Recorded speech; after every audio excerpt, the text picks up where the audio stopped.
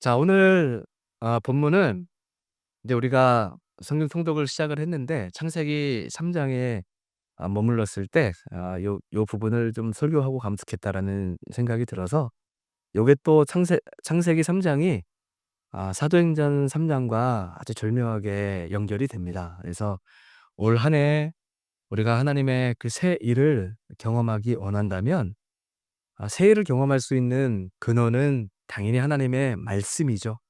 하나님의 말씀만이 우리를 살릴 수가 있고 어두움에서 빛을 비춰 줄 수 있는 진정한 힘은 말씀의 힘이기 때문에 오늘 이 인류 가운데 처해져 있는 이 어두움이 어떻게 시작이 되었고 왜 고난과 고통 가운데 살고 있는지, 그리고 인류의 진정한 희망과 소망은 어디에 있는지를 우리가 살펴보고 이 땅을 힘겹게 살아가는 현실임에 임에도 불구하고 우리가 힘차게 소망을 품고 살아내는 우리 성도님들 될 수 있기를 축복합니다.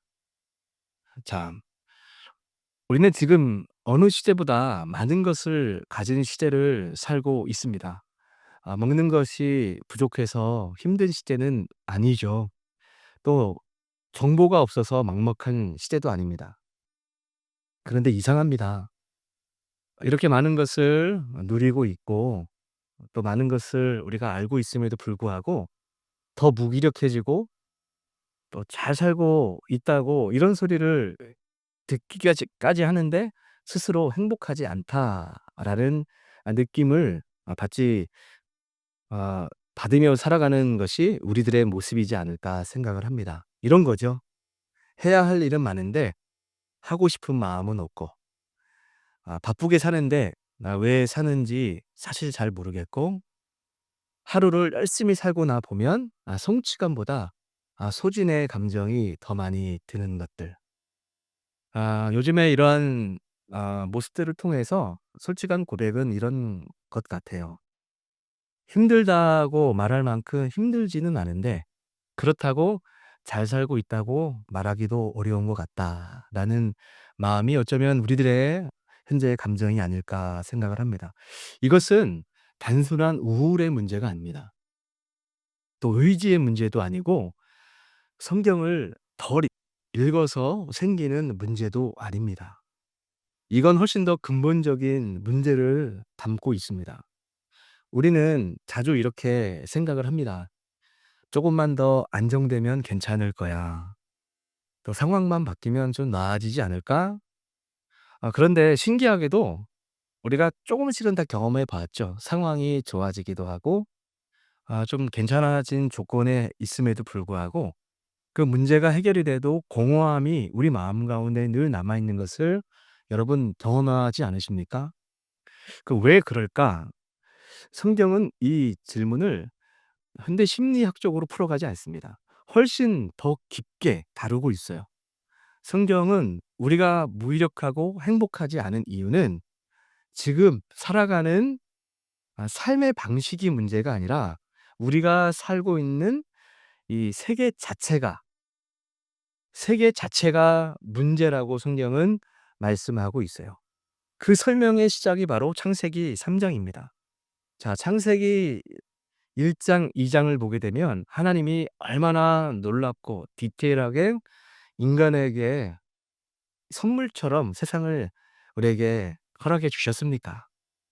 그런 인류에게 정말 아름다운 인생이 참 행복할 수밖에 없고 살아있는 삶이 늘 설레는 삶을 살 수밖에 없는 그런 창조를 완성하셨죠. 여러분, 창조의 결정판은 결국은 사람입니다. 사람을 중심에 두고 모든 판을 깔아 주신 거예요. 그만큼 인류에 대해서 하나님 입장에서 인간이 행복하게 살 수 있도록 세상을 창조해 주셨는데 단 한 가지 금하셨죠. 3장 읽어 보신 분은 알겠지만 "그래도 너는 피조물이다. 네가 동산에 사는 동안 이 에덴 동산은 정말 부족함이 없는 곳이에요. 완벽 그 자체의 땅, 그 공간이 에덴 동산인데 그래도 하나님이 질서를 정해 주셨죠.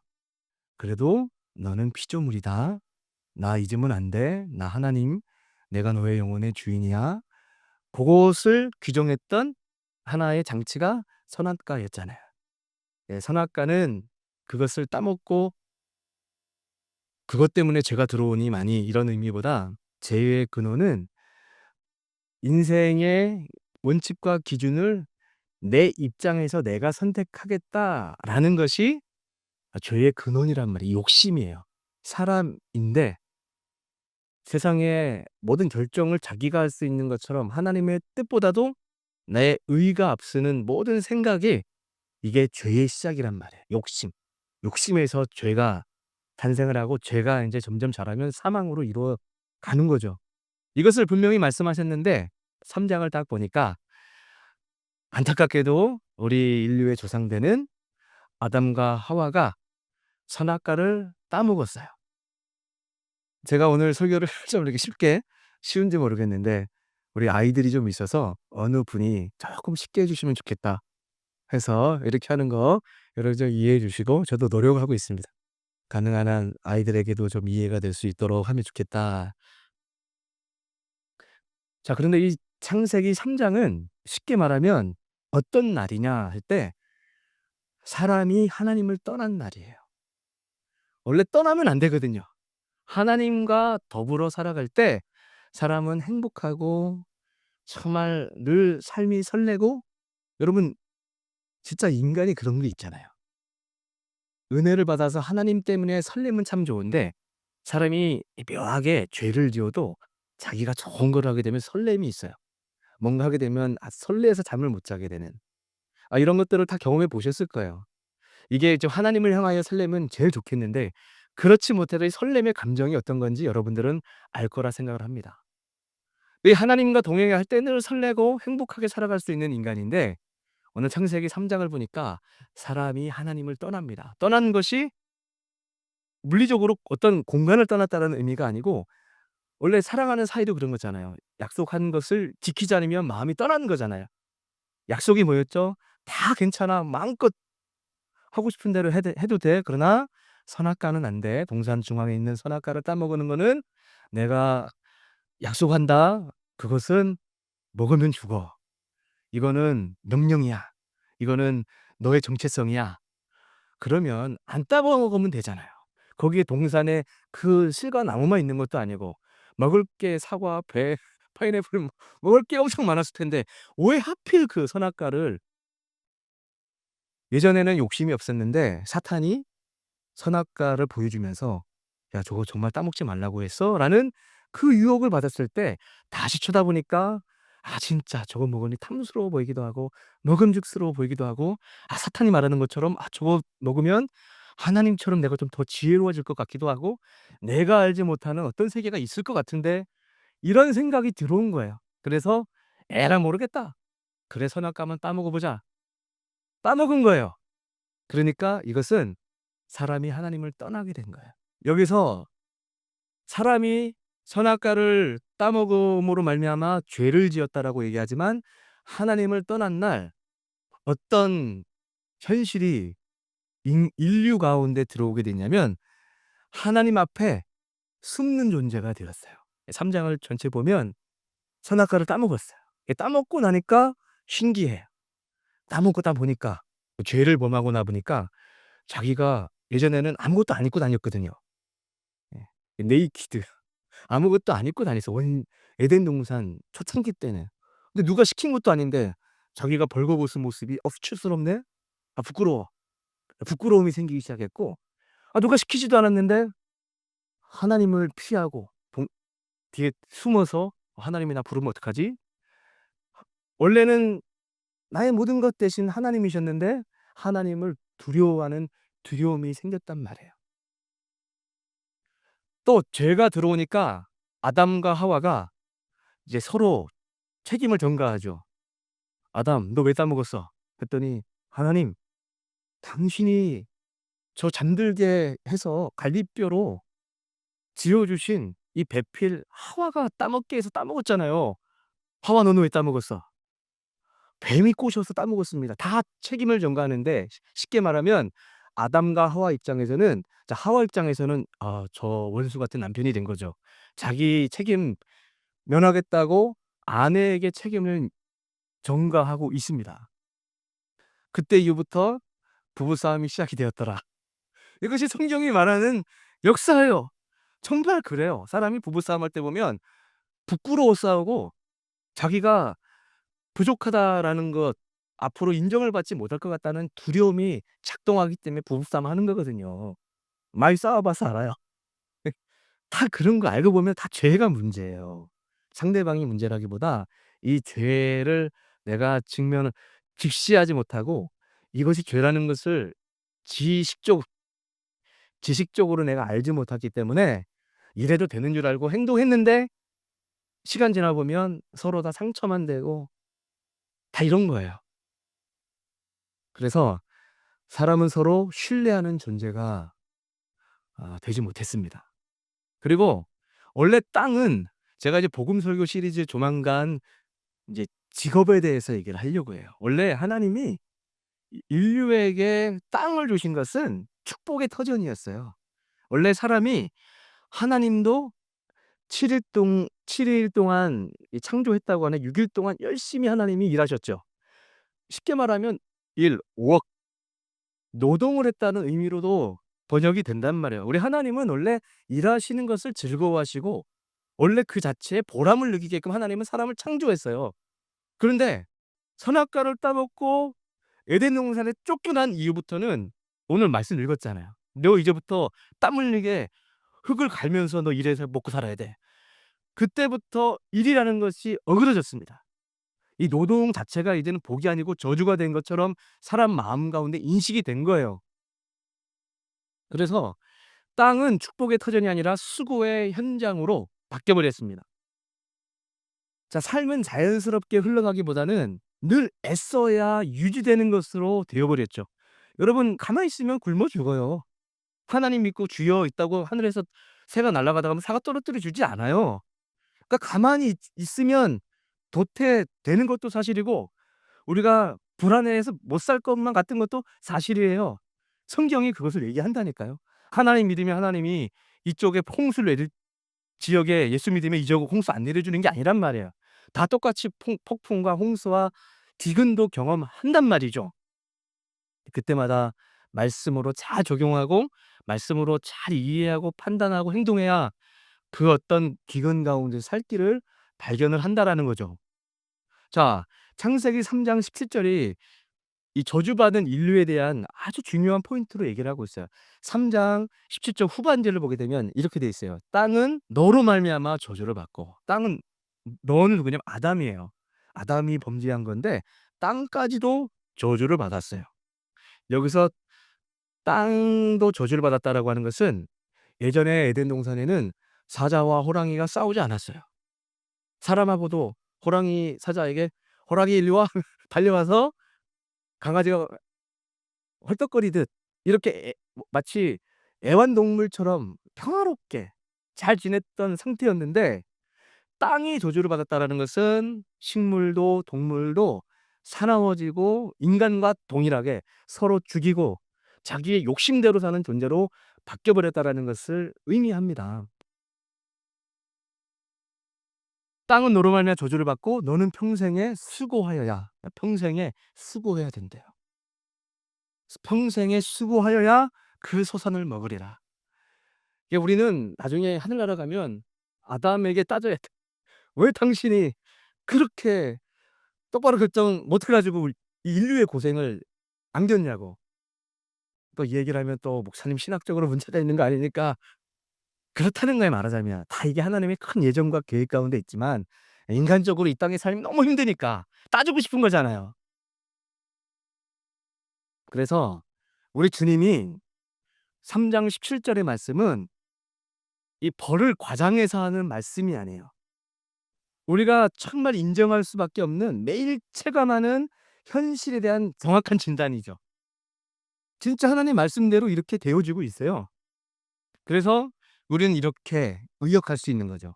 쉬어도 쉰 것 같지 않고 성공해도 만족이 오래가지 못하고 사람들과 늘 함께 오래 있는 것 같은데 늘 외로움을 느끼는 이 상태. 여러분, 이런 상태에 놓여 있다면 여러분이 유난히 약지서가 아닙니다. 믿음이 없어서만도 아니에요. 성경은 인간의 고통을 회피하지 않습니다. 뭐 "긍정적으로 생각해."라는 식으로도 얼버무리지 않아요. 성경은 아주 정직하게 말을 하는데 이렇게 말을 한다고 이어갈 수 있습니다. "내가 느끼는 이 무력감과 공허함은 내가 이상해서가 아니라 이미 세상 세계가 깨어져 버렸기 때문에 그런 거야."라고 성경은 그렇게 말을 하고 있는 겁니다. 자, 이 진단이 우리에게 주어졌다면, 여러분 마음 가운데 동의가 된다면 비로소 여러분 자신을 미워하지 않게 돼요. 세상에 수많은 사람들이 자기를 미워해요. 자기 자신을 뭐 차마 저주까지는 아니어도 자기의 존재론적으로 정말 불만을 가지고 뭔가 잘못되면 자기 스스로에 대해 굉장히 정죄하며 "너 그럴 줄 알았어. 역시 나는 안 돼." 그러면서 억울하니까 힘드니까 부모님한테 가는 거예요.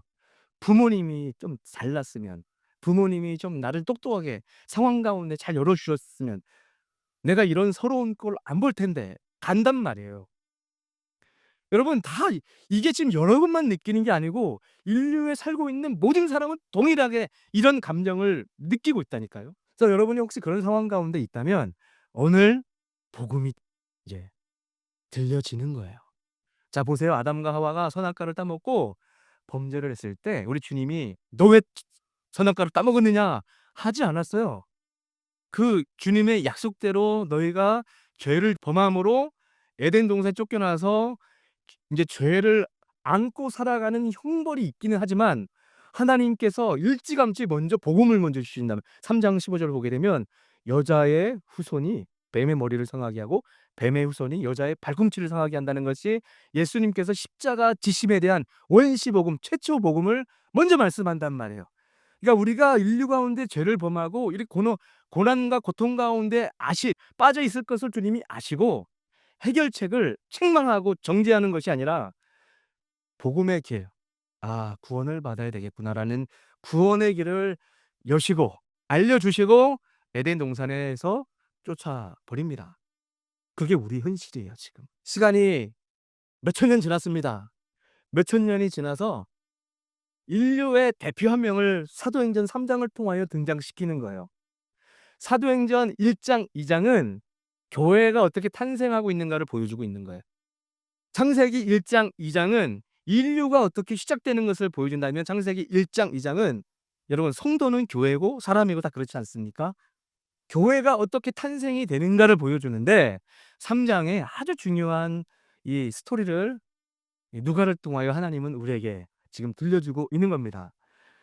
창세기 3장 이후에 그 모든 사람은 한 명도 예외 없이 다 이렇게 절망적이고 소망 없는 인생은 헉헉대며 고생하며 살아왔더라라는 것이 성경의 말씀입니다. 그 가운데 우리 주님께서 때가 찼다는 것은 예수님이 이 땅에 오실 그 때가 찼다는 의미가 되기도 하고 예수님이 오실 때는 로마가 세상을 통치하고 있는 시대인데 언어부터 인프라 모든 것들을 하나님이 다 이제 세팅을 끝난 이후에 예수님이 그 지금으로 2000년 좀 전에 이 땅에 왔단 말이에요. 구원의 길, 십자가의 길, 다 죄로 말미암아 죽어가고 있는 이 세상 가운데 아까 얘기했던 여자의 후손, 뱀의 후손, 원수마귀 사탄, 뱀의 후손과 여자의 후손, 예수님이 십자가에서 여자의 후손으로 오신 예수님이 복음으로 좋은 소식으로 우리의 구원자로서 십자가에서 죽으신단 말이에요. 근데 그 여인을 믿는, 그러니까 여인의 후손 예수님을 믿는 사람은 구원을 얻으리라.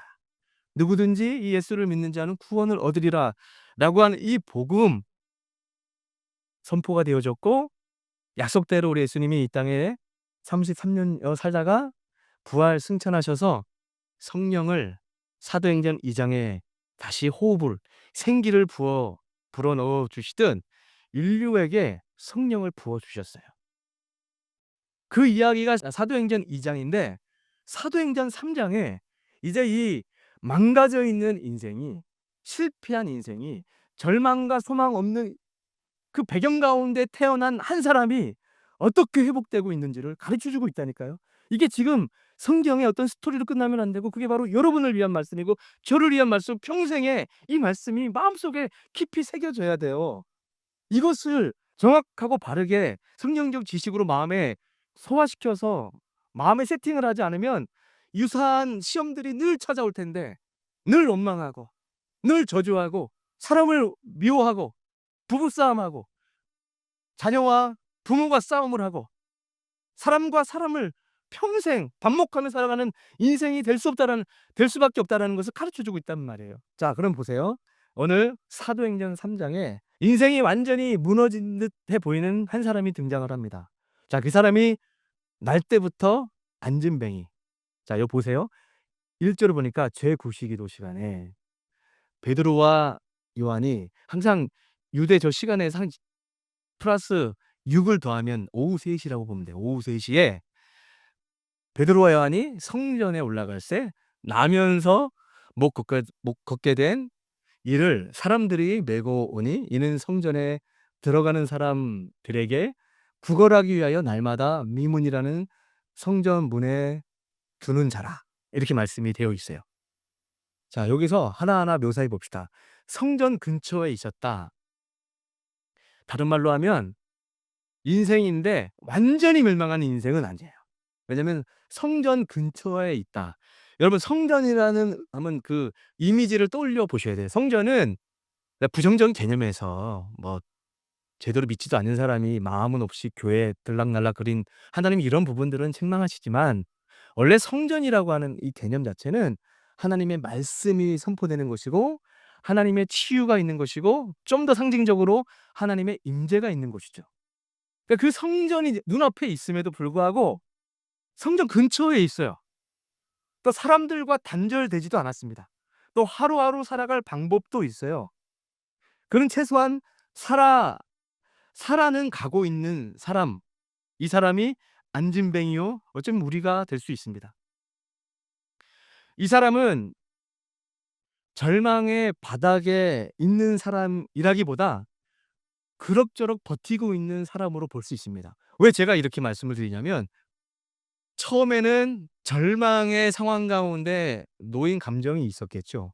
그러나 사람들이 매다가 세상말로 이런 표현이 좀 그런데 그 앵벌이라고 하잖아요. 그쵸. 이렇게 지하철이든 뭐 역전 앞에서 노래 부르면서 "한 푼 줍쇼." 하는 이런 걸로 지금 살아가고 있어요. 이게 계속 오래되면 그냥 이렇게 사는 나의 인생은 이렇게 사는 걸로 그냥 받아들여진단 말이에요. 그러니까 이 사람은 완전히 망한 사람이라기보다는 그럭저럭 버티고 살아가는 사람으로 보는 게 좀 더 맞는 것 같습니다. 우리의 모습과 닮아 있습니다. 무너지지는 않았지만 살아있다고 말하기도 애매한 상태. 다 포기한 것도 아니지만 기대도 거의 없는 상태. 신앙을 버린 것도 아니지만 살아 움직이지도 않는 상태. 이게 바로 앉은뱅이의 상태라고 말할 수 있습니다. 자, 또 지금 이 앉은뱅이를 어떻게 또 이해할 수 있냐면 성전 앞에는 있었지만 성전 안에는 들어가지 못하는 존재로 볼 수 있습니다. 자, 성전 미문에 앉혀두니 예루살렘 성전에 문이 여러 개가 있어요. 근데 이 성전 미문은 굉장히 아름다운 곳이에요. 그러니까 사람들이 많이 지나가요, 아름다우니까.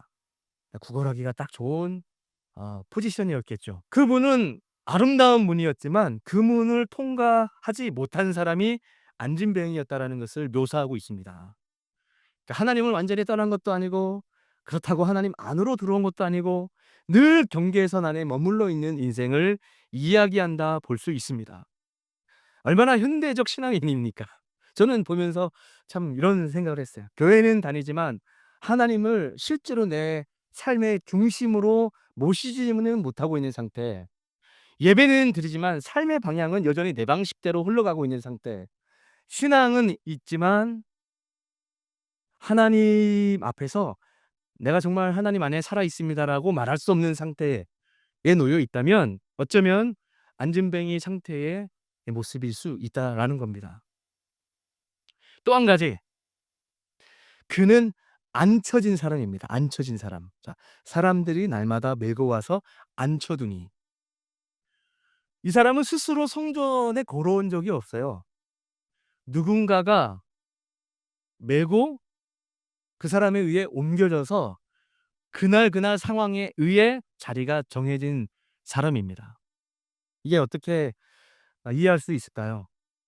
단순히 육체적인 문제를 말하는 게 아니죠.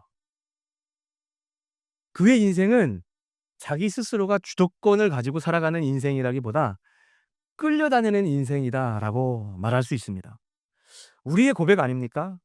저는 지금까지 살면서 하나님을 믿고 기도하고 이렇게 오면 하나님의 이 목회자로 살아간다고 하지만 솔직히 저의 인생도 대부분 다 휩쓸리고 밀리고 잡혀서 여기까지 온 것 같아요.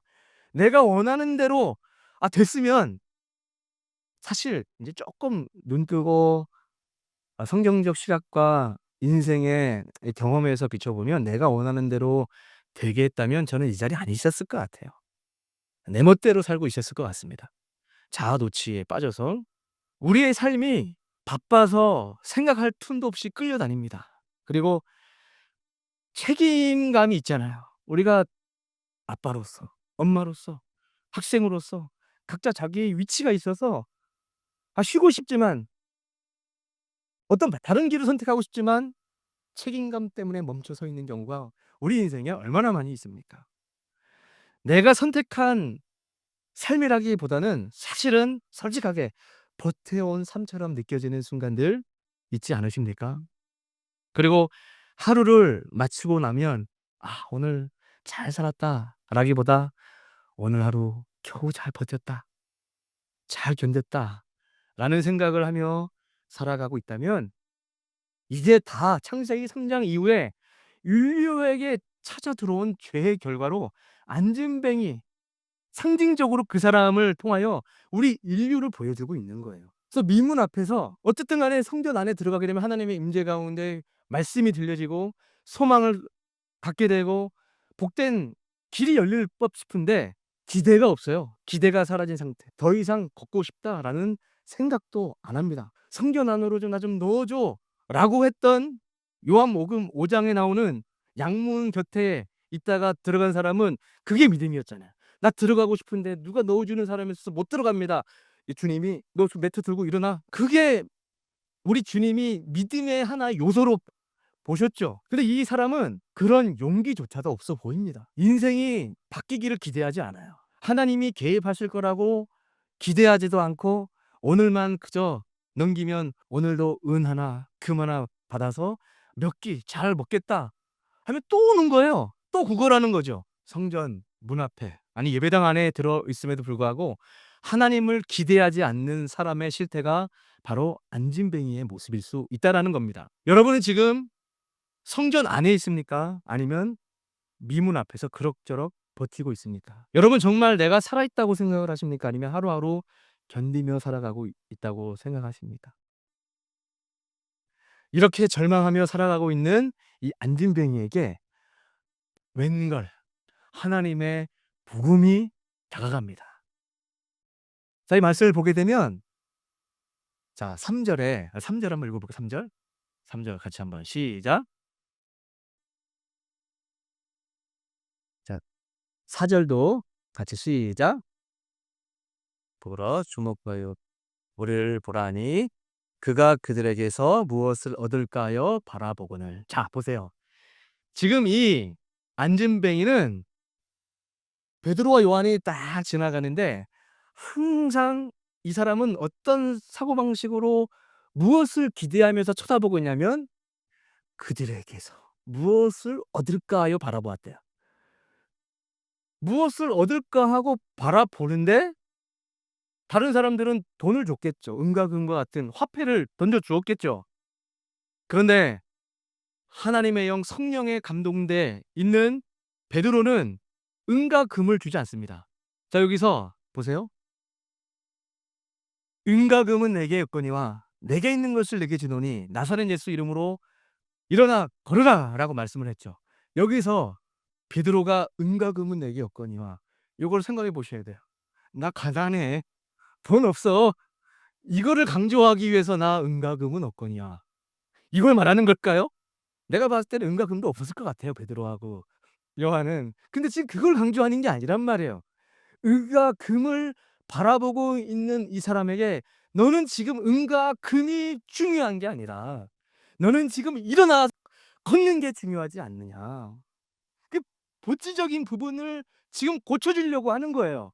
일어나야죠. 안진뱅이는 걸어 다녀야죠. 근데 일어나서 걸어 다니는 거 자체에 기대감이 없는 상태에 은과 금이나 또 얻어서 오늘 근근히 또 먹고 내일 또 안진뱅이로 구걸하면 되지. 이렇게 무너져 있는 하나님을 기대하지 않고 있는 이 상태에 주님이 오셔서 "은과 금은 내게 없거니와 내게 있는 것을 내게 주노니 즉 나사렛 예수 이름으로 일어나 걸어라."라고 말씀을 하고 있습니다. 오늘 여러분의 인생에 안진뱅이처럼 꼬여 있고 묶여 있고 걷지 못하는 상태에 있는 모든 것들이 예수 그리스도의 권세 있는 이름 앞에 일어날 수 있기를 주님의 이름으로 축복합니다. 자, 그러면 여기서 은과 금 얘기를 좀 하고 싶어요. "은과 금은 내게 없거니와." 할 때 베드로가 정확하게 꿰뚫어 알고 있는 겁니다. 은과 금이 뭐 죄는 아니죠. 은과 금이 있어야 먹고 사는 것도 사실이지만 지금 여기 은과 금이 어떤 의미를 담고 있기 때문에 "은과 금은 내게 없거니와 내게 있는 걸 내게 준다."라고 할까요?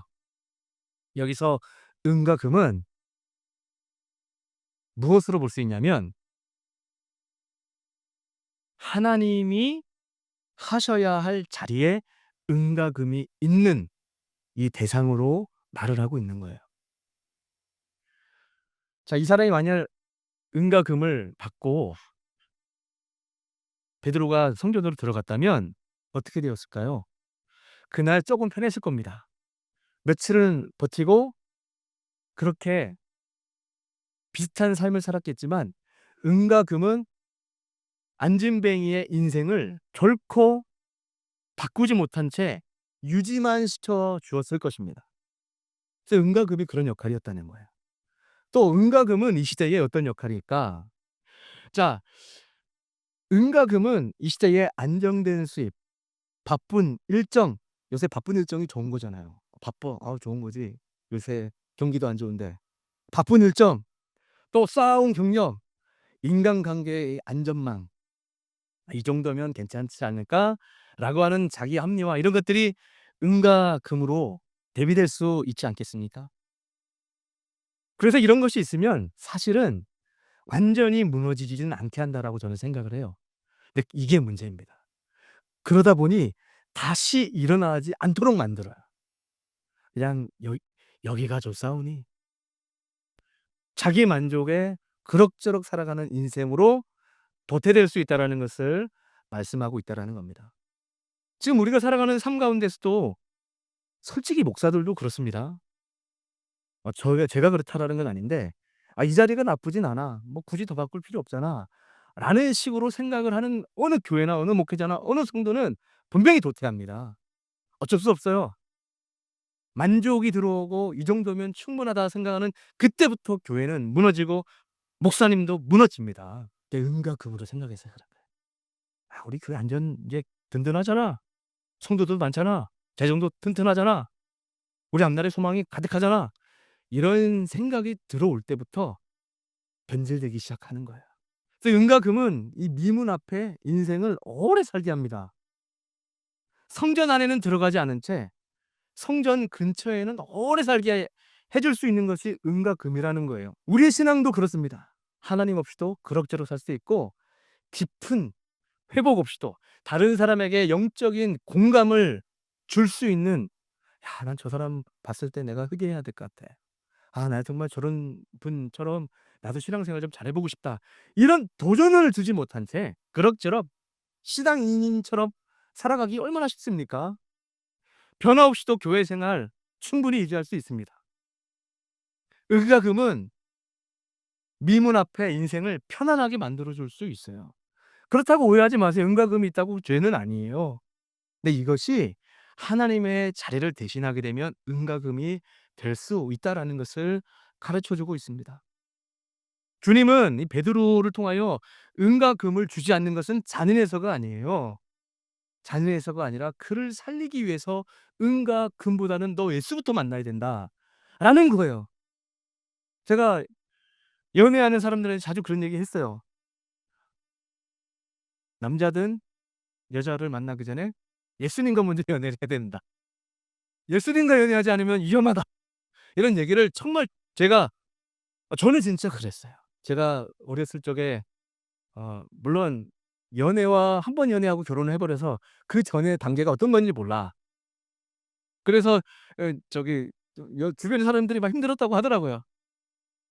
근데 이게 저의 문제지 하나님을 알아야 사람을 알기 때문에 내가 얼마나 부족한지를 알면은 내 옆에 붙여 주신 그 배우자에 대해서 고맙게 생각하고 '아 나를 구제해 줬구나.' 맞춰가며 살아가는 거예요. 근데 하나님을 못 만나면 '내가 어떤데 내가 너 정도' 뭐 이런 하다가 불행해지는 거예요. 그래서 여러분 우리 시모니와 시모니 친구 여자친구 만나기 전에 먼저 하나님부터 만나야 됩니다. 뭐 중요한 거예요. 진짜 아주 중요한 거예요. 그래서 하나님은 항상 예수님을 먼저 만나게 하시기 위해서 은과 금을 주는 게 아니에요. 하나님보다 더 사랑하는 것을 주님은 기뻐하지 않아요. 하나님을 자식도 남편이나 아내도 우리가 사랑을 해야 되지만 결정적인 순간에는 하나님의 뜻을 벗어나면 안 된다라는 것을 이렇게 가르쳐 주고 있는 거예요. 자, 이 상황에 베드로가 여기서 오늘 본론이면서 중요한 우리의 적용을 삼았으면 좋겠어요. 무엇을 얻을까 베드로의 안을 쳐다보는 그 안진뱅이가 이제 베드로가 쳐다보면서 눈이 딱 마주쳤을 때 "내가 은과 금은 없지만 내게 있는 걸 내게 줄게." "아 내게 있는 거 뭐지? 은과 금인가? 현금인가?" 이런 기대감을 가지고 있을 때 인간적인 생각에는 찬물을 끼얹는 듯한 얘기겠죠. "내게 있는 걸 내게 준다." 예수의 이름. 이게 신앙의 눈이 없으면은 '아 예수가 반백이 주나? 예수가 나를 걷게 한다고? 이게 말이 되나?'라고 생각할 법하잖아요. 그러나 여기에 복음의 중요한 핵심이 담겨 있습니다. 이렇게 하나님의 복음이 하나님의 십자가의 은혜가 말씀이 어떤 영혼에게 던져지기 시작할 때는 이전에는 눌려 있었고 꿈꾸지 못했지만 베드로의 이 압도적인 말씀의 힘으로 예수의 이름으로 일어나 걸으라라는 그 음성에 이 안진뱅이가 믿음의 설렘으로 반응을 하는 거예요. 보세요. 일어나 본 다음에 "주님 찬송하겠습니다."가 아니고 "일어나 걸으라."라고 하면서 동시에 잡아채 올릴 때 이 안진뱅이가 다리에 힘을 얻고 일어났다라고 얘기를 합니다. 이게 무슨 의미가 내포되어 있습니까? 여러분, 우리 하나님은 여러분을 일으키시기 원해요. 그런데 우리가 믿음으로 반응하지 않으면 늘 성전 미문 앞에 앉을 수밖에 없어요. 지금도 주님이 "너 힘들지? 너 지금 어렵지?" 이럴 때 여러분 그냥 마음의 위로로 끝나는 게 아니고 "너 일어나야 될 텐데 일어나는 방법이 뭔지 아냐? 내 이름 의지하고 순종으로 한번 일어나 봐." 이게 주님의 말씀이에요. 그래서 오늘 우리가 해야 될 것은 주님의 이름을 부르는 거예요. "주님, 주님의 손잡고 일어나기 원합니다. 주님, 예수의 이름 부릅니다. 주님의 이름이 구원의 이름이고 능력의 이름이고 회복의 이름이고 나 인생의 소망의 이름임을 믿습니다."라고 이렇게 순종하여 반응하면 신기하게도 여러분의 영혼이 살아납니다. 여러분이 어떤 것을 하기 전에 주님의 이름을 부르라는 거예요. 연민에 빠지기 전에 여러분의 상황 판단, 여러 해석을 하기 전에 주님의 이름을 부르는 게 신앙입니다. 부른다라고 하는 것은 "주님 나 여지껏 넘어졌지만 여지껏 안진뱅이처럼 소망이 없었지만 주님 꿈꾸고 싶어요. 다시 주님과 함께 동행하고 싶어요." 낭망하고 절망스럽고 앞이 캄캄할 때 여러분이 그런 심정을 아시고 주님이 이 땅에 오셨단 말이에요. 여러분을 책망하지 않으세요. 여러분이 넘어진 거 괜찮아요. 여러분이 소망이 없어서 밤새 눈물을 흘리는 거 괜찮습니다. 정말 중요한 거는 예수님이 손 내밀고 "사랑하는 아들아 딸아 일어나라." 일으킬 때 일어나야죠. 믿습니까? 오늘 그 예수님의 이름을 부르는 게 신앙입니다. 순종하는 거예요. 맘먹고 준비되면 순종할게요. 확신이 들면 결단할게요. 이런 거 아닙니다. 순종으로 반응하면 회복이 일어나요. 그걸 여러분이 경험합니다. 순서를 바르게 해야 된단 말이에요. 여러분이 지금껏 아담과 하와 이후에 모든 인류는 다 은과 금을 추구하며 살아요. 그거 없으면 죽거든요. 우리 주님이 그거 모르는 거 아닙니다. 왜 그걸 모르시겠어요? 그럼에도 불구하고 네가 지금 붙잡고 있는 것이 무엇이냐? 네가 지금 추구하고 있는 것이 무엇이냐? 그거 추구하다가 너 그것이 네 발목 잡는다라고 말씀을 하고 있는 거예요. 오늘 이 시간 이후부터는 주님, 다시 주님과 걷기 원합니다. 나 좀 살려 주시옵소서라고 주님의 이름을 부르고 믿음으로 반응하면 여러분, 여러분 일어나서 아까 말씀 보면 보세요. 8절 띄워 주세요. 8 절. 그러니까 일어나니까 뛰어서서 걸으며 그들과 함께 이제세 성전으로 들어가잖아요. 그 보이죠? 은혜 받고 하나님을 만나는 사람은 성전, 하나님의 임재 있는 곳에 들어가서 걷기도 하고 뛰기도 하고 하나님을 찬송하고 살아가는 삶이 설레는 거예요. 여러분 걷고 싶지 않습니까? 여러분 설레고 싶잖아요. 성전에 들어야 돼요. 성전에 하나님의 임재가 있습니다. 오늘부터 절망하고 낙심에서도 주님의 손 내미시는 그 손을 붙잡고 일어나는 은혜가 있기를 주님의 이름으로 축복합니다.